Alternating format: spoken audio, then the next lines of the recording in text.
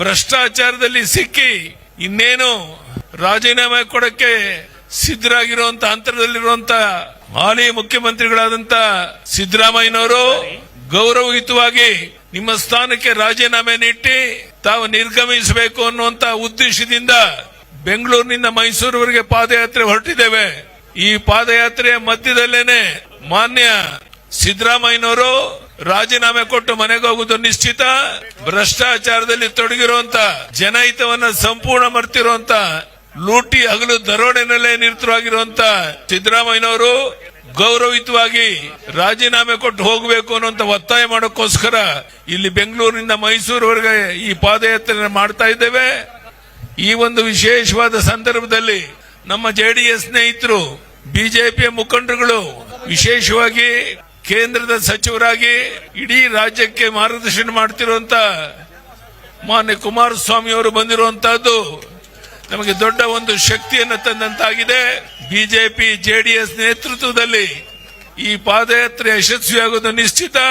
ರಾಜ್ಯಪಾಲರು ಮತ್ತೊಂದು ಕುಂಟು ನೆಪ ಹೇಳ್ದೇನೆ ನೀವು ಮಾಡಿರುವಂತಹ ಭ್ರಷ್ಟಾಚಾರದ ಹಗರಣಗಳು ಬಯಲಾಗಿರುವಂತಹ ಈ ಸಂದರ್ಭದಲ್ಲಿ ಗೌರವಯುತವಾಗಿ ನಿಮ್ಮ ಸ್ಥಾನಕ್ಕೆ ರಾಜೀನಾಮೆ ನೀಡಿ ಒಂದು ಬದಲಾವಣೆಯನ್ನು ತರೋದಕ್ಕೆ ನೀವೇ ಮುಂಚೂಣಿಯಲ್ಲಿ ನಿಲ್ಲಬೇಕು ಅನ್ನೋ ಒತ್ತಾಯವನ್ನು ಮಾಡ್ತಾ ಈ ಅಪರೂಪದ ವಿಶೇಷವಾದ ಸಂದರ್ಭದಲ್ಲಿ ಇವತ್ತೇನು ಜೆಡಿಎಸ್ ಬಿಜೆಪಿ ಒಂದಾಗಿ ಹೊರಟಿದ್ದೇವೆ, ಈ ಹೊಂದಾಣಿಕೆ ಮುಂದೆ ಬರೋ ದಿವಸದಲ್ಲಿ ಕರ್ನಾಟಕದಲ್ಲಿ ಬಿಜೆಪಿ ಜೆಡಿಎಸ್ ಸಮ್ಮಿಶ್ರ ಸರ್ಕಾರ ಮಾಡೋದವರೆಗೂ ಸಹ ಈ ಹೋರಾಟ ಮುಂದುವರಿಯೋದಿದೆ.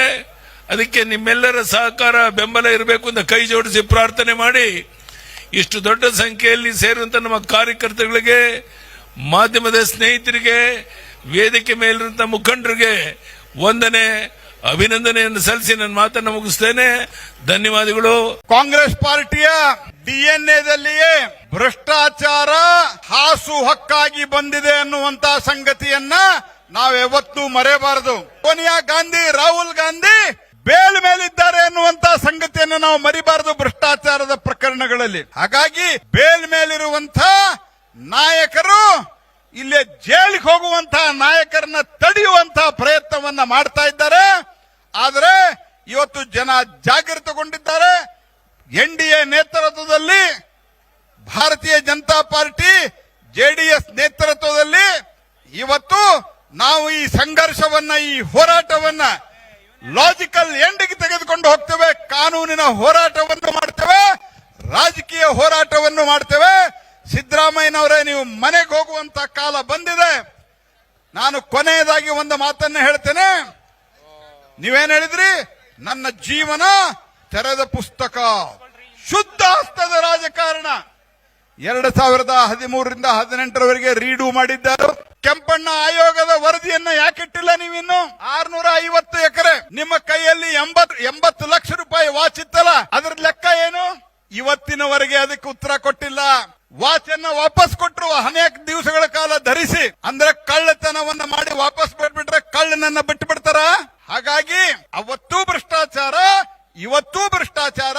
ಭ್ರಷ್ಟಾಚಾರ ಅಂದ್ರೆ ಕಾಂಗ್ರೆಸ್ ಸತತವಾದಂತಹ ಕಾಂಗ್ರೆಸ್ಸಿನ ಪರಂಪರೆಯನ್ನ ಮುಂದುವರಿಸಿ ದೊಡ್ಡ ಪ್ರಮಾಣದಲ್ಲಿ ಭ್ರಷ್ಟಾಚಾರವನ್ನ ಮಾಡಿರುವಂತಹ ಕಾಂಗ್ರೆಸ್ ಪಾರ್ಟಿಯನ್ನ ಮನೆಗೆ ಕಳಿಸಿ ಅವರ ನೇತೃತ್ವದ ಕಾಂಗ್ರೆಸ್ ಸರ್ಕಾರ ಇವತ್ತು ಆ ಸಮಾಜಗಳಿಗೆ, ತುಳಿತಕ್ಕೆ ಒಳಗಾಗಿರ್ತಕ್ಕಂಥ ಸಮುದಾಯಗಳಿಗೆ ನ್ಯಾಯವನ್ನ ಕೊಡಲಿಲ್ಲ. ಅದರ ಬದಲಾಗಿ ವಾಲ್ಮೀಕಿ ಅಭಿವೃದ್ಧಿ ನಿಗಮದ ಇವತ್ತು ಹಗರಣ ಏನಾಗಿದೆ, 187 ಕೋಟಿಯನ್ನ ಲೂಟಿ ಮಾಡೋದ್ರ ಮೂಲಕ ಈ ನಾಡಿನ ಪರಿಶಿಷ್ಟ ಪಂಗಡಗಳಿಗೆ ಮೀಸಲಿಟ್ಟಿರ್ತಕ್ಕಂಥ ಹಣವನ್ನ ಲೂಟಿ ಮಾಡಿ, ಮತ್ತೊಂದು ಕಡೆ ಮೈಸೂರಿನ ಮೂಡ, ನಮಗೆ ಗೊತ್ತಿಲ್ಲ ಬಂಧುಗಳೇ, ಕಳೆದ 16 ವರ್ಷಗಳಿಂದ 1 ಲಕ್ಷಕ್ಕೂ ಹೆಚ್ಚು ಇವತ್ತು ಅಲ್ಲಿ ಅರ್ಜಿಗಳನ್ನು ಕೊಂಡು ನಿವೇಶನಗಳನ್ನ ಕೊಡಬೇಕು ಅಂತ ಕಾಯ್ತಾ ಇದ್ದಾರೆ. ಇವತ್ತು ನಿವೇಶನ ವಂಚಿತರಿಗೆ ಇವತ್ತು ಮೈಸೂರು ಜಿಲ್ಲೆಯ ಗೆದ್ದು ಬಂದಂತ ಮುಖ್ಯಮಂತ್ರಿಗಳಾಗಿರ್ತಕ್ಕಂಥ ಸಿದ್ದರಾಮಯ್ಯನವರು ಅಲ್ಲಿ ನಿವೇಶನ ಕೊಡ್ತಕ್ಕಂಥ ಕೆಲಸ ಮಾಡಲಿಲ್ಲ ಬಡವರಿಗೆ. ಅದರ ಬದಲಾಗಿ ಕಾಂಗ್ರೆಸ್ ಸರ್ಕಾರ ಬಂದಾಗಿನಿಂದ ಸುಮಾರು 5,000 ಕೋಟಿ ಹಗರಣ ಇವತ್ತು ಮೂಡಾದಲ್ಲಿ ನಡೆದಿರ್ತಕ್ಕಂಥದ್ದು. ನಿಮ್ಗೆ ಕೇಳ್ತೀನಿ ಕಾಂಗ್ರೆಸ್ ಅವರೇ, ನಾನ್ ನಿಮ್ಗೆ ಕೇಳ್ತೀನಿ, ಜ್ಞಾಪಕ ಮಾಡಿಗಳು, ಯಡಿಯೂರಪ್ಪನವರು ಮುಖ್ಯಮಂತ್ರಿ ಆಗಿದ್ರು ಅವಾಗ ಯಾವರೋ ಪ್ರೈವೇಟ್ ಕಂಪ್ಲೇಂಟ್ ಕೊಟ್ರು. ಅವಾಗ ನಿಮ್ ಗವರ್ನರ್ ಯಾಕೆ ಕೊಟ್ರು? ಯಡಿಯೂರಪ್ಪನವ್ರನ್ನ ಅವತ್ತು ಪರ್ಮಿಷನ್ ಹೆಂಗ್ ಕೊಟ್ರು? ಕೊಟ್ರಿ. ಇವತ್ ಕೇಳ್ತಾ ಇದ್ದೀರಾ ಗವರ್ನರ್ಗೆ ಅಧಿಕಾರ ಇದೆಯಾ ಅಂತ. ಅವತ್ತು ಇದ್ದಿದ್ದು ಅಂಬೇಡ್ಕರ್ ಸಂವಿಧಾನ, ಇವತ್ತು ರಾಜಭವನದಲ್ಲಿ ಇರೋದು ಅಂಬೇಡ್ಕರ್. ಜಸ್ಟ್ ನೋಟಿಸ್ಗೆ ಹಿಂಗೆ ಗಡಗಡ ಗಡಗಡ ಅಂತ ನಡುಗ್ತಿರಲ್ಲ, ಇನ್ನೇನ ಪರ್ಮಿಷನ್ ಕೊಟ್ರೆ ನಿಮ್ ಕತೆ ಏನಾಗ್ತೈತೆ ಕಾಂಗ್ರೆಸ್ ಅವರೇ, ಸಿದ್ದರಾಮಯ್ಯನವರೇ. ನೋಟಿಸ್ಗೆ ಗಡಗಡ ಹೇಳಿದ್ರು. ನಮ್ಮ ಮಾಧ್ಯಮದ ಸ್ನೇಹಿತರು ನಾನು ಬಂದಾಗ ಹೇಳಿದ್ರು, ನಿಮ್ಮ ವಿರುದ್ಧ ನಿಮ್ಮ ಪಾದಯಾತ್ರೆಯನ್ನ ವಿರುದ್ಧವಾಗಿ ಅವರೊಂದು ಒಂದಿನ ಮುಂಚೆ ಹೋಗ್ತಾ ಇದ್ದಾರೆ ಅಂತ. ಅವ್ರು ಮುಂಚೆ ನಮ್ ಕ್ಲಿಯರೆನ್ಸ್ ಮಾಡ್ಕೊಡ್ತಾ ಹೋಗ್ತಾ ಇದ್ದಾರೆ. ಅಂದ್ರೆ ಅರ್ಥ ಆಯ್ತಲ್ಲ ಕಾಂಗ್ರೆಸ್ ಅಲ್ಲಿ ಎಷ್ಟು ಪಾರ್ಟಿ ಇದೆ ಅಂತ ಹೇಳಿ. ಕಾಂಗ್ರೆಸ್ ಅಲ್ಲೇ ಇಳಿಸೋ ಪಾರ್ಟಿ ಒಂದಿದೆ. ಕಾಂಗ್ರೆಸ್ ಇವತ್ತು ಒಡೆದ ಮನೆ. ಈ ಭ್ರಷ್ಟಾಚಾರದಲ್ಲಿ ನಮ್ಮ ಹೋರಾಟ ಇವತ್ತು ಎಂದೂ ನಡೆದಿರಲಿಲ್ಲ ಕರ್ನಾಟಕದ ಇತಿಹಾಸದಲ್ಲಿ. ಭ್ರಷ್ಟಾಚಾರದ ವಿರುದ್ಧವಾದಂತ ಪಾದಯಾತ್ರೆ ಇದು. ವಾಲ್ಮೀಕಿ ಹಗರಣದಲ್ಲಿ 187 ಕೋಟಿ ನುಂಗಿದ್ದೀರಿ ಅಂತ ನಾವ್ ಹೇಳಿದ್ರಿ. ಸಿದ್ದರಾಮಯ್ಯ ಹೇಳಿದ್ರು 187 ಅಲ್ಲ 89 ಕೋಟಿ ನುಂಗಿದೀನಿ ಅಂತ ಹೇಳಿದ್ರು. ಸಾಕ್ಷಿ ಬೇಕಾ ನಿಮ್ಗೆ? ಅದಕ್ಕಿಂತ ಸಾಕ್ಷಿ ಇವತ್ತು ಮೂಡಾದಲ್ಲೂ ಕೂಡ ಇವತ್ತು ನೀವೇ ಅರ್ಥ ಮಾಡ್ಕೊಳ್ಳಿ. ಈ ಕೆಂಗೇರಿಯಲ್ಲಿ ಜಮೀನ್ ಅಕ್ವೈರ್ ಆದ್ರೆ MG ರೋಡ್ ಅಲ್ಲಿ ನಿಮ್ಗೆ ಸೈಟ್ ಕೊಟ್ರೆ ನ್ಯಾಯನ ಅದು? ಈ ಪ್ರಶ್ನೆಗಳೆಲ್ಲ ಇದೆ. 106 ಕಾನೂನು ಪ್ರಶ್ನೆಗಳು ನಿಮ್ ಮುಂದೆ ನಿಂತಿದೆ. ಇವತ್ತು ನಾವು ಹೋರಾಟ ಮಾಡ್ತಾ ಇರೋದು, ನಮ್ಮ ಹೋರಾಟ ಸಿದ್ದರಾಮಯ್ಯನವರ ರಾಜೀನಾಮೆಗೆ ಹೋರಾಟ ನಮ್ದು. ಈ ಕಾಂಗ್ರೆಸ್ ಸರ್ಕಾರದ ಲೂಟಿ. ಇವತ್ತು ಒಬ್ಬ ಪೊಲೀಸ್ ಇನ್ಸ್ಪೆಕ್ಟರ್ ಹಾರ್ಟ್ ಅಟ್ಯಾಕ್ ಆಗಿ ಸತ್ತಿದ್ದಾನೆ. ಅವ್ರು ಬರ್ದಿದ್ದಾರೆ, ಅವ್ರ ಹೆಂಡತಿ ಕಂಪ್ಲೇಂಟ್ ಕೊಟ್ಟಿದ್ದಾರೆ. 25 ಲಕ್ಷ ರೂಪಾಯಿ ನಮ್ಮನ್ನು ಕೇಳಿದ್ರು, ಕೊಡಕ್ಕಾಗಿಲ್ಲ. ಬೇರೆಯವ್ರಿಗೆ ಟ್ರಾನ್ಸ್ಫರ್ ಮಾಡಿದ್ರು, ಅದಕ್ಕೋಸ್ಕರ ನನ್ನ ಹಾರ್ಟ್ ಅಟ್ಯಾಕ್ ಆಗಿ ಸತ್ತಿದ್ದಾರೆ ಅಂತ ಇವತ್ತು ಬರ್ತಿದೆ ಪತ್ರ. ಅಂದ್ರೆ ದಿನನಿತ್ಯ ವಾಲ್ಮೀಕಿ ಹಗರಣದಲ್ಲಿ ಆತ್ಮಹತ್ಯೆ, ಇವತ್ತು ಹಾರ್ಟ್ ಅಟ್ಯಾಕ್. ಈ ಕಾಂಗ್ರೆಸ್ ಅವರಿಗೆ ಹಾರ್ಟ್ ಅಟ್ಯಾಕ್ ಆಗ್ಬೇಕು, ಅವಾಗ ಕಾಂಗ್ರೆಸ್ ಪಾರ್ಟಿಗೆ ಹಾರ್ಟ್ ಅಟ್ಯಾಕ್ ಆಗ್ಬೇಕು. ಯಾಕಂದ್ರೆ ಇಷ್ಟೊಂದು ಬ್ರಹ್ಮಾಂಡ ಭ್ರಷ್ಟಾಚಾರವನ್ನ ಮಾಡ್ತಾ ಇರಿ, ಜನಗಳನ್ನ ಲೂಟಿ ಮಾಡ್ತಾ ಇದ್ದಾರೆ. ಇದರ ವಿರುದ್ಧ ನಾವು ಹೋರಾಟವನ್ನ ಮಾಡೋಣ. ಬೆಂಗಳೂರಿಂದ ಮೈಸೂರುವರೆಗೂ ನಮ್ಮ ಪಾದಯಾತ್ರೆ JDS ಮತ್ತು ಬಿಜೆಪಿ ನಾವೆಲ್ಲ ಒಟ್ಟಾಗಿ ನಾವು ಈ ಪಾದಯಾತ್ರೆಯನ್ನ ಮಾಡ್ತೀರಿ. ತಾವೆಲ್ಲರೂ ಕೂಡ ಆಶೀರ್ವಾದ ಮಾಡಬೇಕು. ರಾಜ್ಯದ ಜನತೆ ನಮಗೆ ಆಶೀರ್ವಾದ ಮಾಡಬೇಕು ಅನ್ನೋ ಪ್ರಾರ್ಥನೆಯನ್ನ ಮಾಡಿ ನನ್ನ ಮಾತು ಮುಗಿಸ್ತಾ ಇದ್ದೀನಿ.